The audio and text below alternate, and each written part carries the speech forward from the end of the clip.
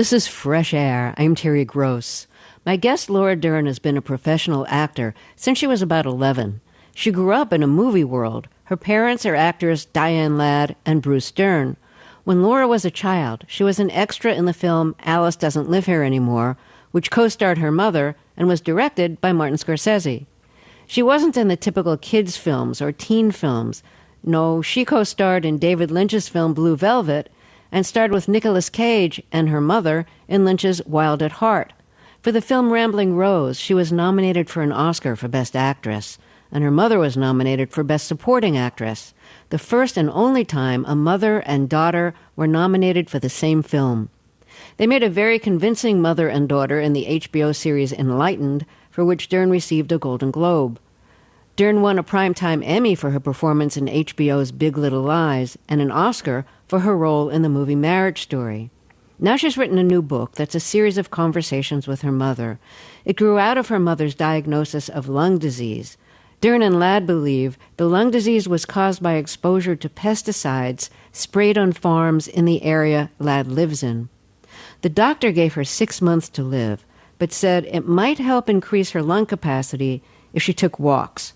So Laura Dern took her mother on 15-minute walks every day, in spite of her mother's protests that it was too exhausting and painful. To make the time more interesting, Dern basically interviewed her mother and had a long series of conversations, which she recorded for the sake of her own memory and to give to her children. Those conversations have been adapted into the new book, Honey, Baby, Mine. Laura Dern, welcome back to Fresh Air. What a pleasure to have you back on the show. How is your mother now? I mean, she'd been given 6 months to live. I know it's been beyond that, but how far beyond that has it been? It's been almost 4 years. Oh, wow. And as she would tell you if she were here with us today, she says, and instead of dying, I did 2 movies, a TV show, and wrote a book with my daughter. So I love it. She said that's why they call it practicing medicine, Laura. It was interesting. I mean, I think you are both an environmental and climate change activist, among other things. So that this should happen to your mother is just more evidence for you of what's wrong in terms of our environment.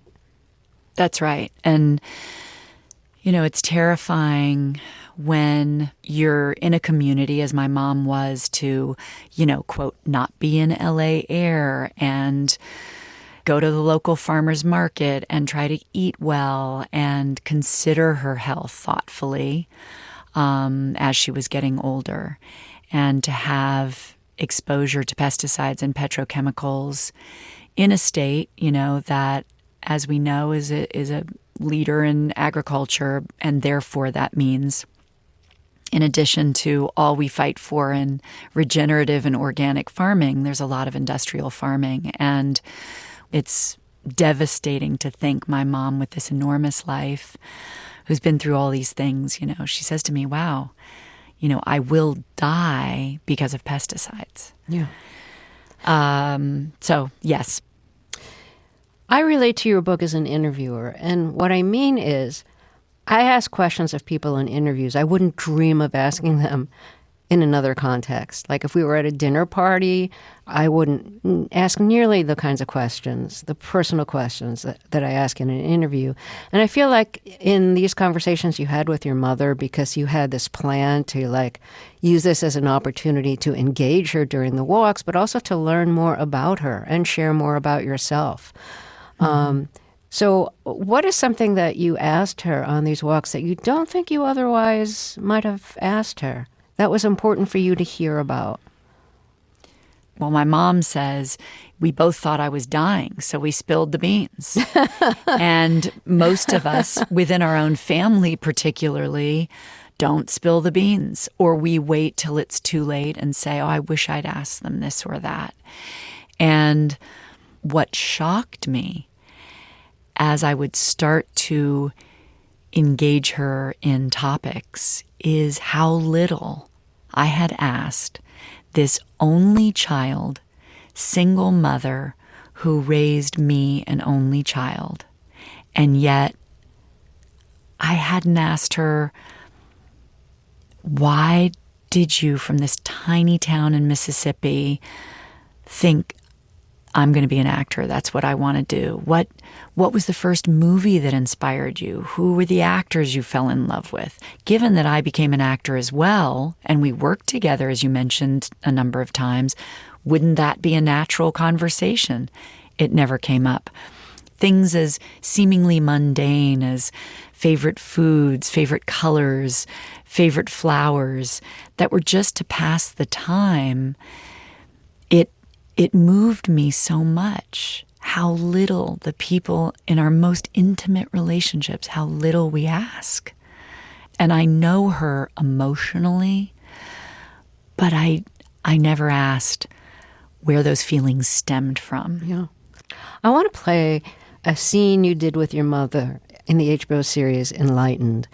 I'm not going to set up the whole story. I will just say that you had basically a ragey, nervous breakdown at work, and you go off to rehab in Hawaii where you learn to meditate, and you return home changed by it. You know, you've learned to meditate to calm the rage and anger and to center yourself and focus, and you come home with an exercise that you're supposed to write a letter to somebody who you have difficulty communicating with. So you come home, and your mother, who's played by your mother, Diane Ladd, is there, and here's the scene where you start reading her the letter that you were told to write in rehab.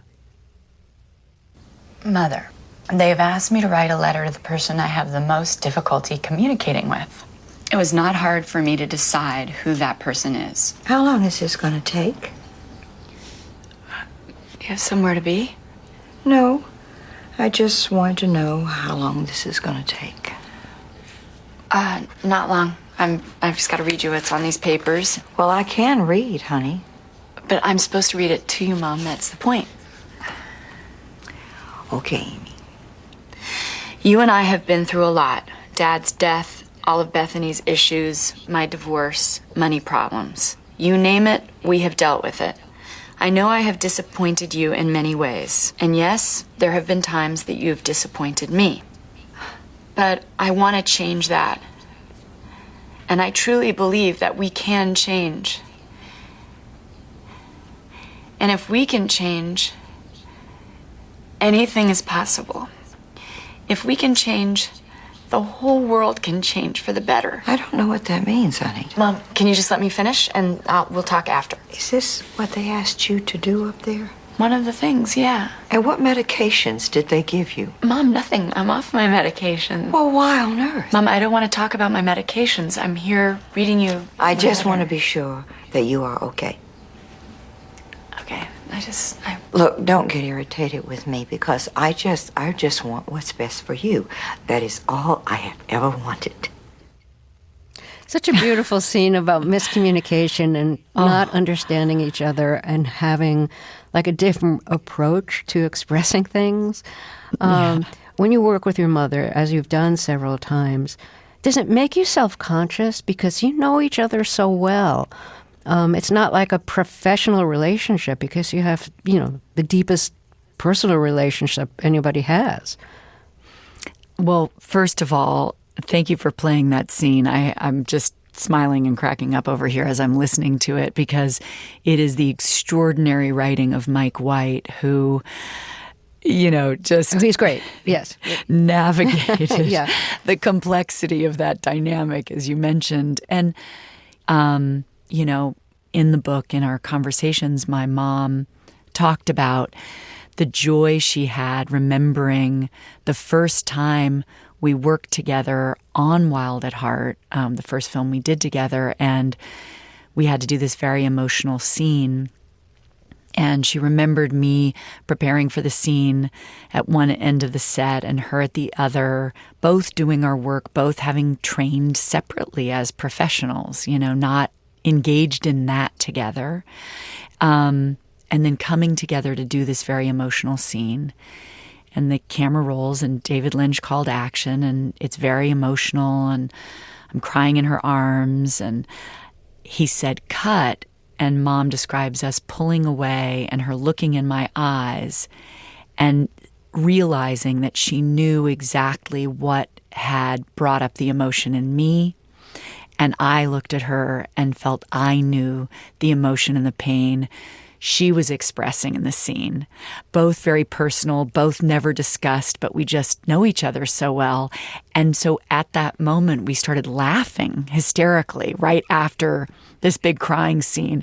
And Mom describes the whole crew looking at us as if we were nuts. But it was such a personal, intimate, beautiful thing to share, the kind of knowing and bringing it into this professional space, but also the boundaries of that professional space, that it's sort of this unspoken language. So you wouldn't ask your mother, what were you thinking of when you made that scene? Exactly. Yeah. And yet we knew. Yet we knew and never discussed it. Yeah. As a child, was it confusing to see your parents in roles playing people who were not like them? Was it confusing to know, like, who's my real parent and who's somebody who they're playing at being?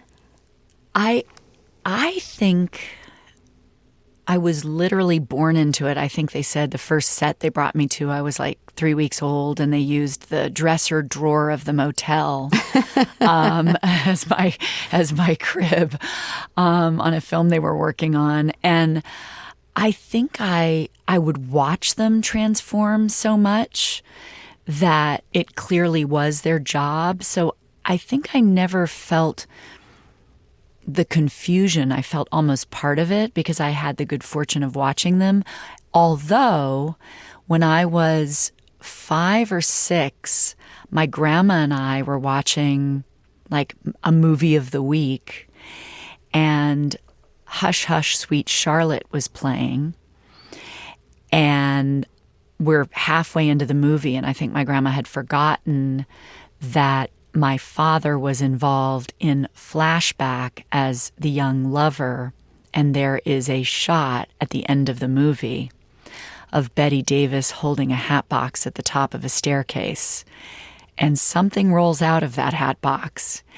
And it is something that was clearly no longer an entire human Bruce Dern, but just the head of him. And I was hysterical, needless to say. And my grandma had to get my dad on the phone to explain that, like, you know, he had his head and he was okay and it's just a movie. God. And even in middle school, I remember some kids teasing me because one of them said their dad had said that they couldn't have a play date with me because my dad killed John Wayne. Oh, in the movie The Cowboys. Yeah. And I was like, well, yes, he played a character who kills John Wayne in a movie, but that's not my father. So I remember even at 12 trying to sort of defend and justify that they're not their roles. And I didn't love that other people were confused, but luckily I wasn't terribly confused. You wrote, I think, in the book, or said it in an interview, I don't remember which, that you felt protected as a kid because, I mean, your parents separated when you were 2, but you felt protected because your father was known as the guy who killed John Wayne in a movie, John Wayne's character. And that gave him a kind of, you know, bravado or toughness, like, don't mess with this guy. Oh, yeah. And I mean, for all that, you know, all of us have discussed as women in our workplace environments, you know, we've all had to navigate so much. And I was in, you know, especially starting work so young, very potentially uncomfortable or even dangerous circumstances. And I know people knowing my parents, and certainly guys knowing my dad, I think were careful with me. You know, they knew not to mess with Bruce's kid. And I think I was very, blessed. So thanks, Dad, for playing bad guys in Westerns. So during the walks you took with your mother, you learned a lot about what it was like for her when she was starting out as a young, beautiful actress. And I'd like you to compare her experiences to when you were starting to act in your teens and even preteens, in terms of how you were treated as actresses, you know, as females, and ways in which you feel, you know, you both feel that you may have been, exploited, taken advantage of, potentially preyed on. So can you compare for us, like your mother and her generation and you? My mother, from a tiny town with a mother who, as much as she wanted to be protective, had never seen any example of this industry, was at home remaining, and her veterinarian father in this tiny town in Mississippi, while she went into the giant, scary world of wanting to become an actor, in theory, quote, no matter what it took. And that is such a dangerous potential world to enter with that kind of longing and no money. But I knew the business, and my parents knew the business. And I knew, not only did I have instinctually an awareness of what felt, appropriate and not appropriate, but my mother warned me based on her experiences. And my mother had none of that.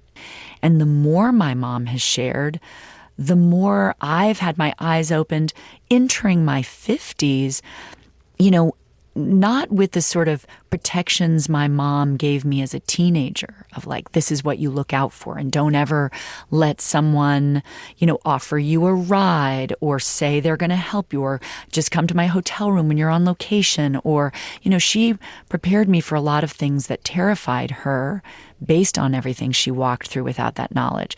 But now she talks about ambition with so much pride. Because when I was growing up, I remember starting in this business and being like, oh, watch her. That girl is so ambitious. And then a movie star guy would come in and go, isn't he amazing? I know. Incredible ambition. It's just gorgeous to watch. Oh, yeah. Right? I see the and so contrast. I was like, ooh, yeah, okay. Well, I'm not going to be ambitious. I'm not going to make anybody think I'm trying too hard. I'm not going to compliment myself. And so my mother has reminded me at this age about, not dimming your light and being proud of ambition and being proud to continue to challenge yourself. So what are some of the things that you were exposed to on set or in auditions that you think were totally inappropriate, and there was no outsider there to protect you, and you had to figure out how to protect yourself? I was incredibly lucky at how much didn't happen. I say that with awareness of, the blessing of the certain people that I did work for. But, just why as a 13-year-old auditioning at the Chateau Marmont in a hotel room alone with a man in his 40s and there's nowhere to sit but on a bed. Now, nothing happened, but the dynamic is there. Mm-hmm. And this is like pre-intimacy coordinator coordinator or anything like that. Yeah. I mean, I just worked with my first intimacy coordinator ever, and I had to have her explain the job to me. And I was confused. It was almost, it was wild. Like, just learning that this could be possible was just so eye-opening. And I think it brought up a lot for us when we had those first experiences, thinking of the near misses and the overt discomfort in the space. Even if you were seemingly safe, it creates an environment that says, these are the people in charge and you are a submissive. Right. And that's, first of all, just for a creative environment, it's horrific. You can't be your most free in a space you don't feel safe in. So a lot has changed, and thank God that would never happen again without, several people in the room. Laura Dern and Diane Ladd have acted together in several films, Rambling Rose, Wild at Heart, and in the HBO series Enlightened. Laura Dern's father is actor Bruce Dern. One of your early films as a teenager was called Smooth Talk. It's based on a Joyce Carol Oates story. And you were a teenager then when you played the part, and you played the role of a teenage girl who's kind of feeling her sexuality for the first time and is seeing that as like the most valuable, noticeable part of herself. So after Smooth Talk, you made Blue Velvet. And in order to make Blue Velvet, you had to drop out of UCLA after being there for 2 days. You asked permission to basically take a leave to shoot the film. They not only told you no, they said, like, whoa, why would you want to make such a weird movie anyways? And by the way, don't come back. Yeah. If you're going to make this movie, don't come back. Do you know what made David Lynch think of you? Because, you know, as you've said, you play the role of somebody really innocent within a movie where Dennis Hopper plays somebody who is so perverse and so sadistic and so just kind of twisted. And Isabella Rossellini plays a very, you know, weird, eccentric character. It's a very dreamlike, poetic movie, but a very, very dark one, even though you're the innocent in it. So what made him think of you? And I'm thinking, you know, you still had that innocence, but you also knew a lot. You knew a lot about movies because of your parents and because of the experiences you already had. You could handle yourself. And yeah, so like what made him think about you? I don't know why, but I walked in a room to audition. He had met other actors and would meet more. He had not seen me in a film. The casting director had seen me supposedly in Mask and Smooth Talk at that point. But when he met me, he says he just knew.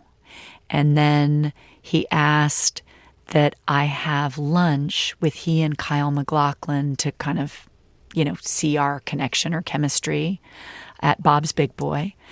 And sparing no extravagance. Exactly. There, you know, it was clear. The three of us, I think it was clear the three of us were going to be family for the rest of our lives. It was wild. It was just such a union. And I held something instinctually for him that was what he needed for his movie, and he trusted it. I never read for him. I don't know how I got so lucky, but I really like his instincts. My understanding is you weren't allowed on set during the scenes where Dennis Hopper's character is acting especially like perverse, including, I guess, the scenes where he is huffing some kind of gas through like an oxygen mask and a canister, and there's, I mean, crazy sex scenes. So you weren't allowed on set for that, I guess in part because you were still a minor. Yeah. But also, like, you had to maintain your naivety because your character wasn't witness to that. Exactly. So you didn't really know what was going on in that part of the movie. What was your reaction when you saw it? Well, my first reaction actually took place during filming, which is, yeah, I think even if I wasn't a minor, David would have been very protective of me not seeing the other world that Jeffrey, Kyle MacLachlan's character, was entering. I was only in this other part of the story and the innocence of, like, we're going to play detective and, you know, discover things. So I was like curious about the dark side, but never went deep into it.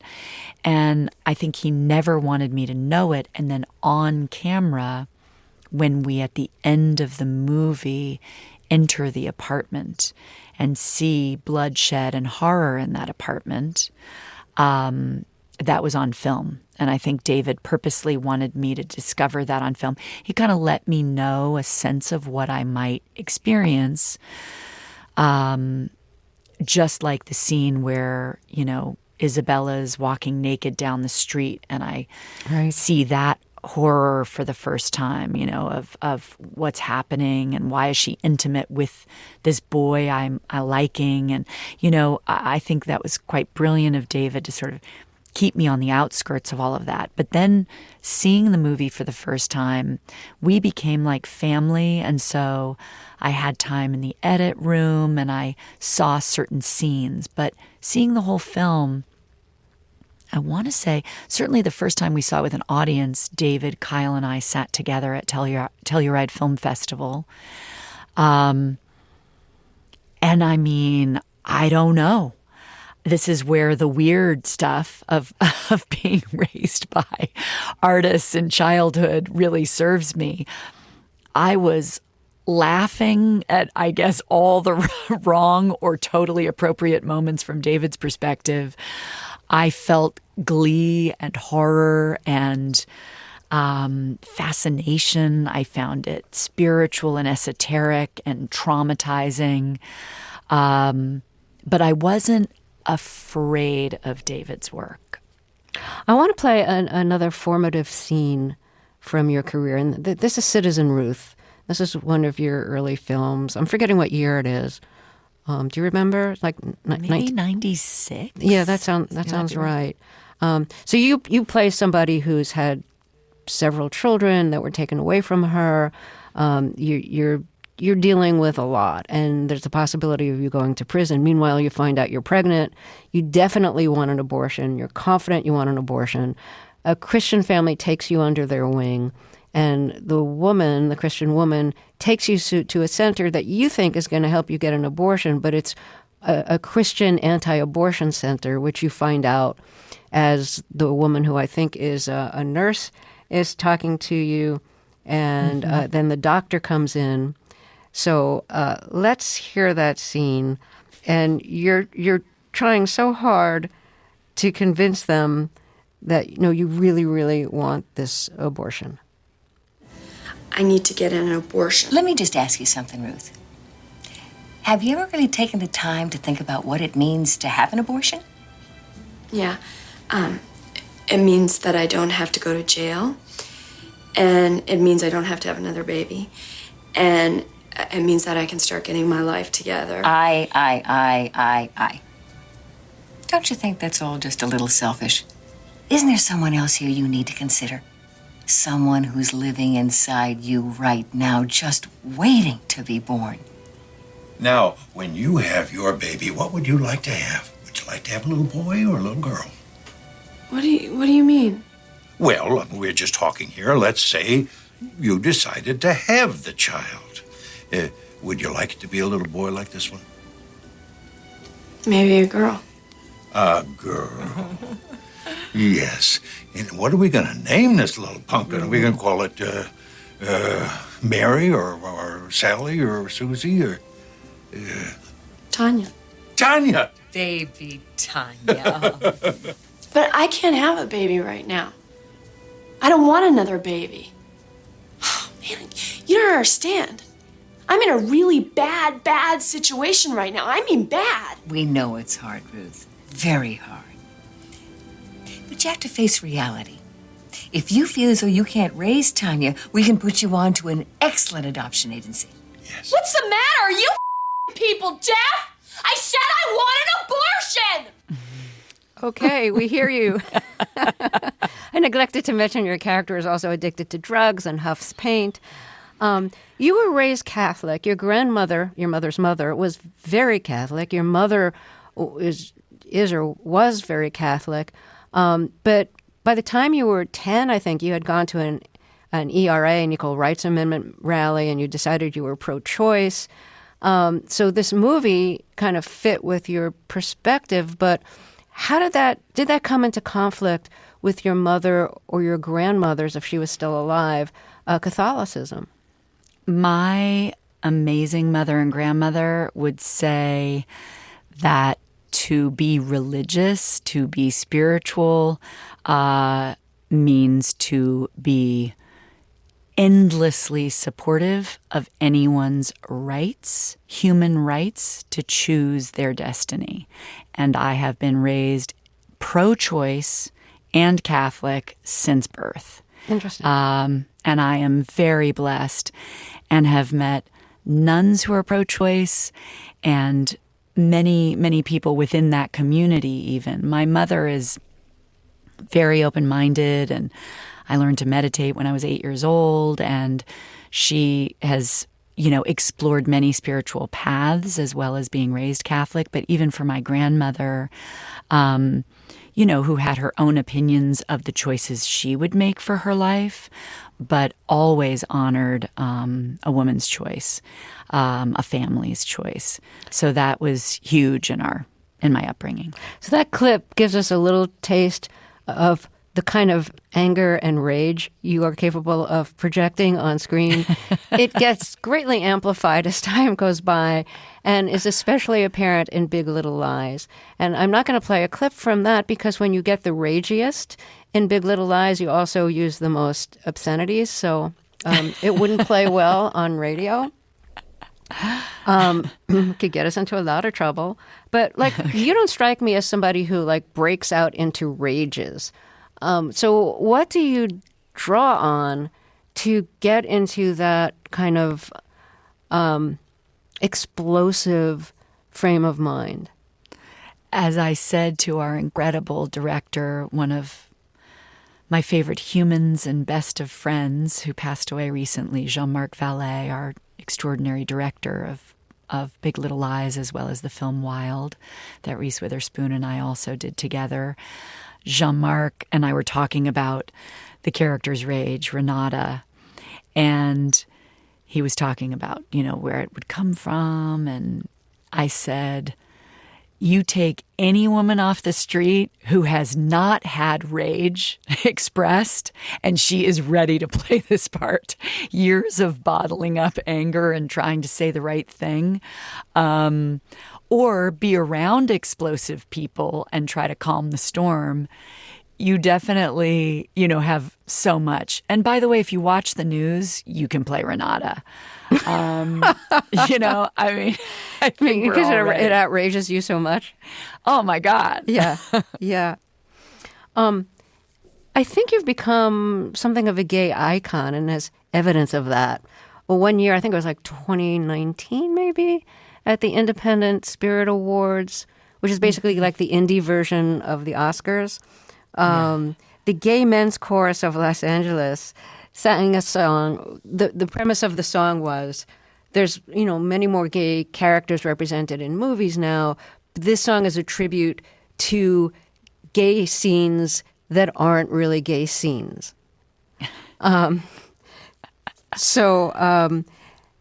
There's tribute paid in the beginning of the song to Idina Menzel and Uncut Gems, to Jennifer Lopez, Octavia Spencer, Frank Ocean, Renee Zellweger's press tour.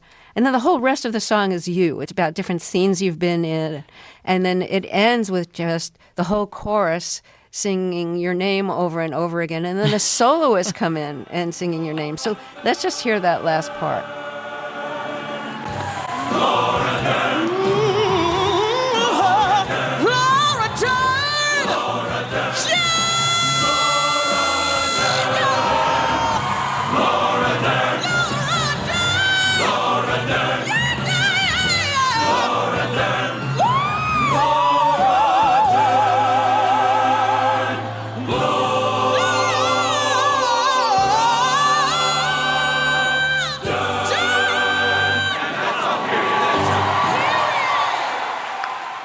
So what was that? I'm sure that was a surprise to you, right?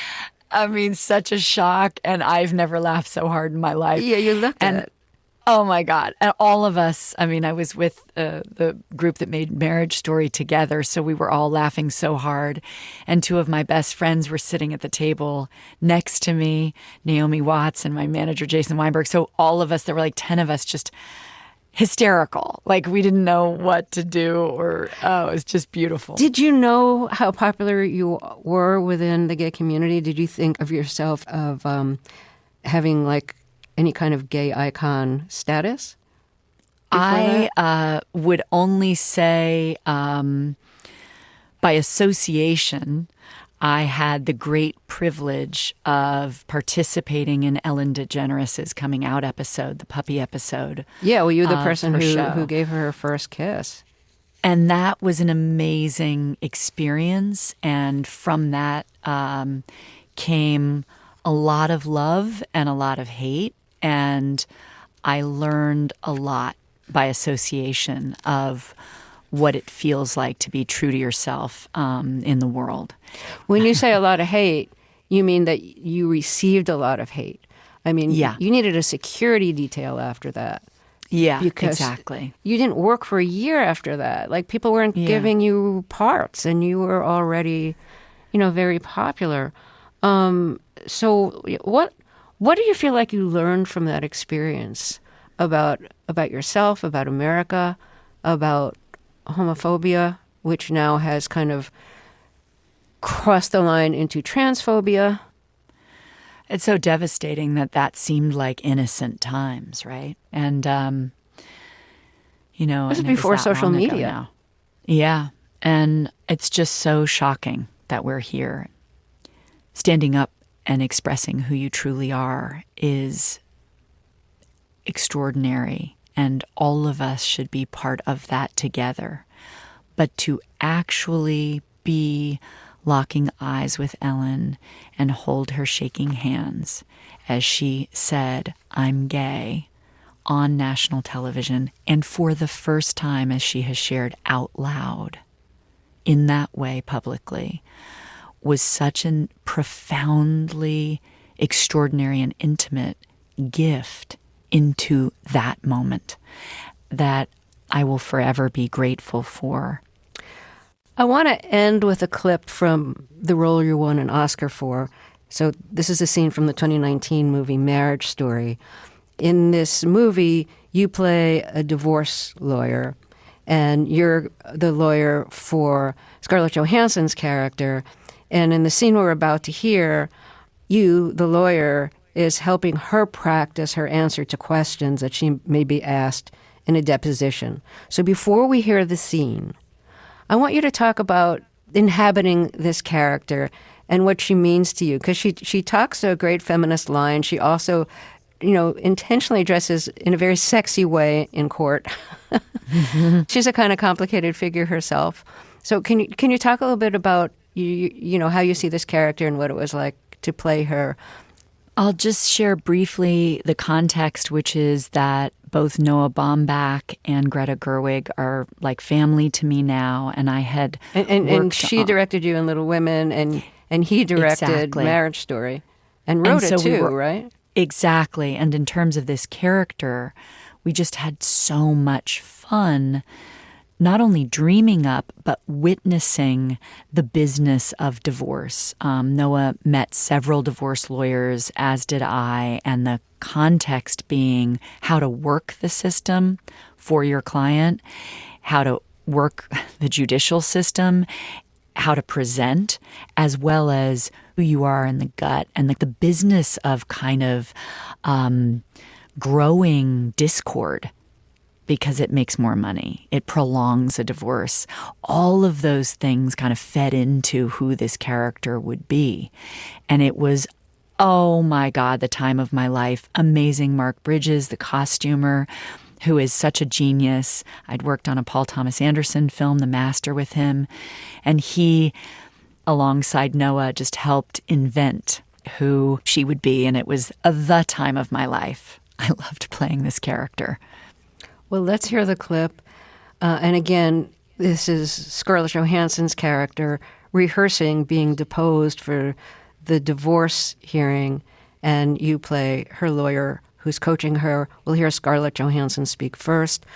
Laura Dern, what a great pleasure to have you back on the show. Thank you so much. And please send my best wishes to your mother for her health. She doesn't know me. Oh.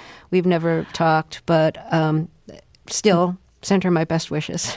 Thank you so much. And she was so thrilled I was getting to come speak to you today about our book and our experience together. And I just, if I may say, as one shout out, the more we talked and the deeper and more complicated of subjects we shared, my mother got better and better and better. So talking and sharing your truth physically heals a person. And that was our experience. So I hope others will do the same. It's been a great gift. Thank you, Laura Dern. Be well, and I wish your mother well. Thank you. Okay, and here's Laura Dern and Scarlett Johansson, with Scarlett Johansson speaking first. You know, he can be an asshole. I'm going to stop you there. When you do this for real, don't ever say that. People don't accept mothers who drink too much wine and yell at their child and call him an ass. I get it. I do it too. We can accept an imperfect dad. Let's face it, the idea of a good father was only invented like 30 years ago. Before that, fathers were expected to be silent and absent and unreliable and selfish. And we can all say we want them to be different. But on some basic level, we accept them. We love them for their fallibilities, but people absolutely don't accept those same failings in mothers. We don't accept it structurally, and we don't accept it spiritually, because the basis of our Judeo-Christian whatever is Mary, mother of Jesus, and she's perfect.